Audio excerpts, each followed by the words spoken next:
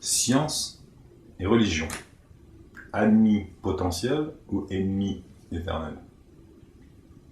Science,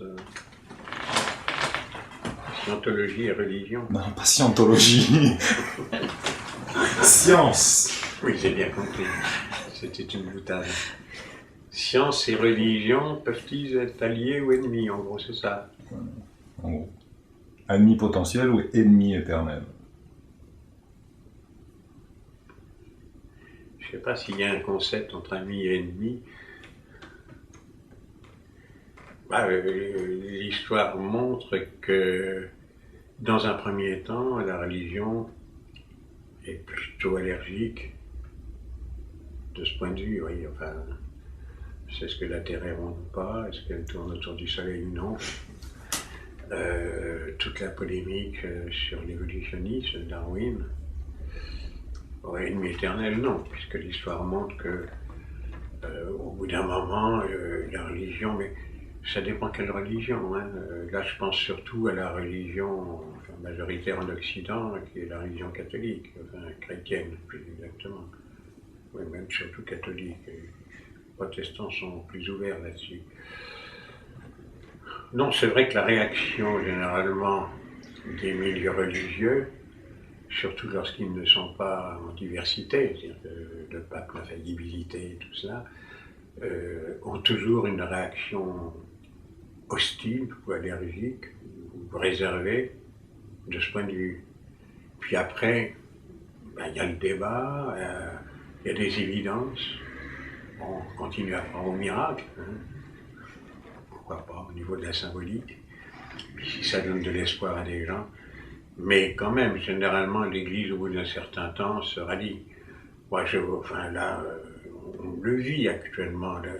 Je pense que la position du pape sur la lutte contre le sida, sur le progrès considérable que constitue la technique du préservatif, être contre, c'est aberrant. C'est criminel. Mais ça, je pense, ça va évoluer, parce que déjà, au sein de l'Église, ça évolue. Moi, j'ai un frère qui a été longtemps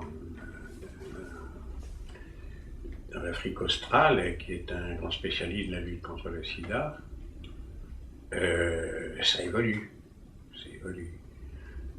Mais c'est long.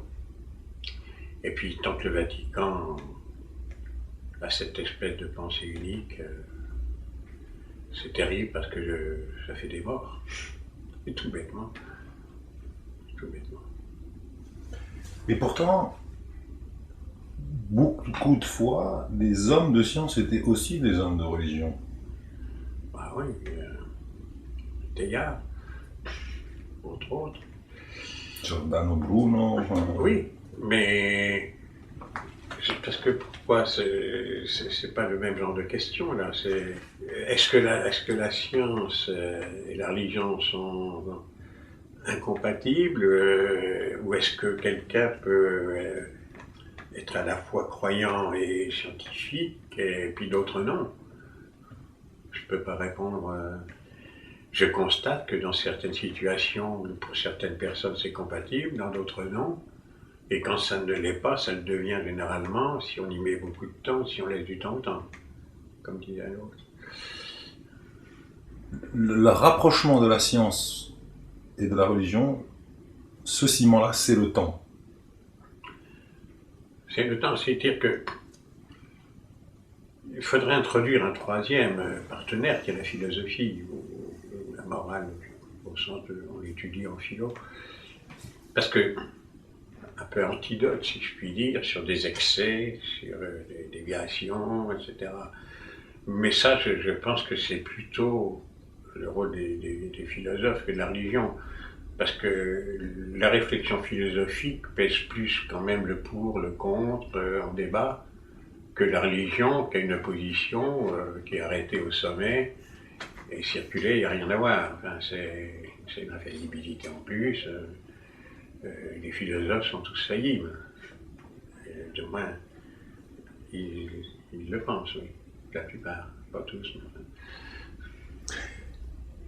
Et alors, dans ce sens-là, est-ce que la philosophie n'est pas aussi une quête de spiritualité?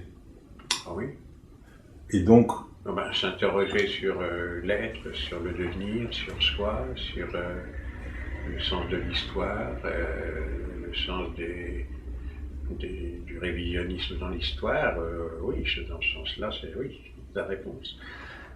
Et si alors la philosophie est une quête de spiritualité, et si la science, ou disons la magie, c'est de la science non encore comprise, où se place la religion là, à part être un objet de domination?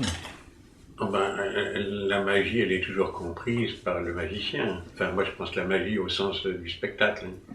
Si vous dites la magie dans mes rêves, oui, ça c'est autre chose. Non, je parle par exemple au fait qu'il y a 100 ans, nous rêvions de voler en tant qu'humanité, et aujourd'hui on râle parce qu'on a 5 minutes de retard à l'aéroport. C'est la magie est aussi une science que nous découvrons. Voler pourrait sembler magique pour Léonard de Vinci. Je ne crois pas que ce soit de la magie, moi, mais c'est une évolution de la technique de transport, mais magique, non. C'était magique les Frères Lumière. C'était magique les dessins. Non, mais vous voulez dire, c'est l'effet de surprise, oui. L'effet de surprise, oui, c'est magique pendant quelques instants, oui. Mais pendant une certaine durée, disons. Mais la science a une quête. Mais après, ça se banalise. Comme tout, mais... Plus c'est partagé, plus ça se banalise, et comme il faut bien le partager, parce que cette magie provoque un bonheur, il faut bien la partager. Donc elle se banalise, mais... Et puis on passe à l'étape suivante. De magie en magie. Mais malgré tout, on avance, que ce soit en philo ou en sciences, alors que la religion ne permet plus d'avancer, elle bloque. Oui, dans la période que nous traversons, oui. Mais quand même, le concile, c'était Vatican II, je crois. On ne peut pas dire que ça a bloqué. Ça a plutôt bloqué les antiques, qui, hélas, sont maintenant au pouvoir. Enfin, c'est toujours pareil, il faut toujours resituer ça dans le temps. Il n'y a pas de réponse éternelle aux questions que vous posez. Bien sûr. Mais donc on est bien d'accord, philosophie est une quête de spiritualité, la science est une quête de découverte. Elle n'est pas que ça, elle contribue, chez certains, une quête de spiritualité. Chez moi, elle serait plutôt, alors on peut appeler ça la spiritualité, c'est de m'aider à une compréhension du monde, qui est incompréhensible si on ne mène pas une réflexion philosophique. Ou alors elle est compréhensible de manière primaire et avec des idées toutes faites. Donc c'est pas tellement une quête de spiritualité, c'est de savoir le pourquoi du comment. Et ça, c'est aussi le même argument scientifique, le pourquoi du comment. Oui, sauf que la science est quand même une approche objective, tandis que la philosophie, elle apporte le subjectif au domaine de l'objectif. Sinon, l'objectivité intégrale, c'est contre nature. Alors, évidemment, vous allez me dire, ah donc, vous en déduisez qu'il y a une âme. Je réponds toujours pareil, Dieu seul le sait, enfin, il n'en est pas sûr. Ce que j'en déduis par contre, c'est que science et religion peuvent être amis des fois, à des époques et des périodes, mais ce qui est sûr, c'est que la science et la philosophie avancent, la religion suit en ralentissant. Surtout les monothéistes, particulièrement. Oui, ça, de toute façon. De toute façon. Mais donc, je ne sais pas, je n'ai pas assez d'expérience de la vie. Comment ça, M. Joilet, vous vous moquez de moi? Non, sur cette question-là.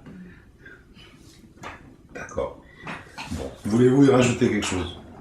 Vous avez compris que j'ai une difficulté de compréhension parce qu'il fait exprès de poser des questions qui ne sont pas cartésiennes.